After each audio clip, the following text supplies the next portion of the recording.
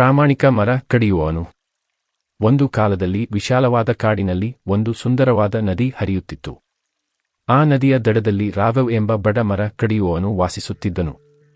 ಅವನ ಜೀವನೋಪಾಯವೆಲ್ಲ ಮರಗಳನ್ನು ಕಡಿದು ಮಾರಿ ಗಳಿಸುವುದಾಗಿತ್ತು. ಪ್ರತಿದಿನವೂ ಅವನು ತನ್ನ ಹಳೆಯ ಕಬ್ಬಿಣದ ಕೊಡಲಿಯೊಂದಿಗೆ ಕಾಡಿಗೆ ಹೋಗಿ ಶ್ರದ್ಧೆಯಿಂದ ಕೆಲಸ ಮಾಡುತ್ತಿದ್ದನು. ಒಂದು ಬಿಸಿಲಿನ ಮಧ್ಯಾಹ್ನ ರಾಘವ್ ಎಂದಿನಂತೆ ನದಿಯ ದಡದಲ್ಲಿ ಒಂದು ದೊಡ್ಡ ಮರವನ್ನು ಕಡಿಯುತ್ತಿದ್ದನು.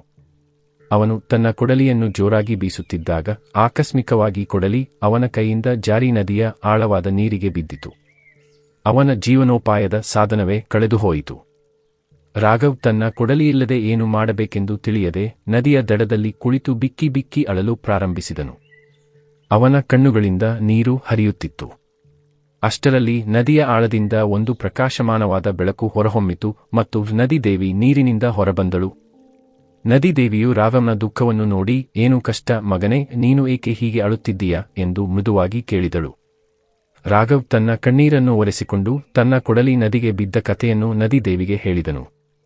ನದಿದೇವಿಯು ರಾಘವ್ನ ಕಥೆಯನ್ನು ಕೇಳಿ ಅವನಿಗೆ ಸಹಾಯ ಮಾಡಲು ನಿರ್ಧರಿಸಿದಳು. ಅವಳು ನದಿಯ ಆಳಕ್ಕೆ ಇಳಿದು ಸ್ವಲ್ಪ ಸಮಯದ ನಂತರ ಒಂದು ಹೊಳೆಯುವ ಚಿನ್ನದ ಕೊಡಲಿಯನ್ನು ಹಿಡಿದುಕೊಂಡು ಹೊರಬಂದಳು. ಇದು ನಿನ್ನ ಕೊಡಲಿಯೇ ಎಂದು ನದಿದೇವಿ ರಾಘವ್ನನ್ನು ಕೇಳಿದಳು. ರಾಘವ್ ಚಿನ್ನದ ಕೊಡಲಿಯನ್ನು ನೋಡಿದನು. ಅದು ಎಷ್ಟು ಸುಂದರ ಮತ್ತು ಅಮೂಲ್ಯವಾಗಿತ್ತು.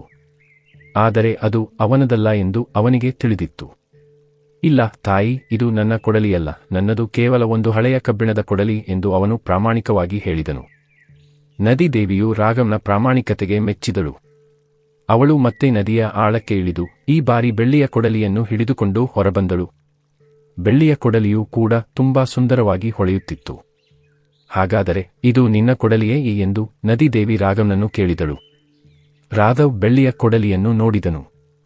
ಇಲ್ಲ ತಾಯಿ, ಇದು ಕೂಡ ನನ್ನ ಕೊಡಲಿಯಲ್ಲ, ನನ್ನದು ಅಷ್ಟು ಸುಂದರವಾಗಿಲ್ಲ ಎಂದು ಅವನು ಮತ್ತೆ ಪ್ರಾಮಾಣಿಕವಾಗಿ ಉತ್ತರಿಸಿದನು.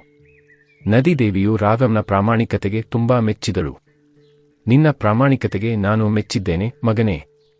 ನೀನು ನಿನ್ನದಲ್ಲದ ವಸ್ತುವಿಗೆ ಆಸೆಪಡಲಿಲ್ಲ. ಅದಕ್ಕಾಗಿ ಈ 3 ಕೊಡಲಿಗಳು, ಚಿನ್ನ, ಬೆಳ್ಳಿ ಮತ್ತು ನಿನ್ನ ಕಬ್ಬಿಣದ ಕೊಡಲಿ, ಎಲ್ಲವೂ ನಿನಗೆ ಸೇರಿವೆ ಎಂದು ಹೇಳಿ 3 ಕೊಡಲಿಗಳನ್ನು ಅವನಿಗೆ ಕೊಟ್ಟಳು.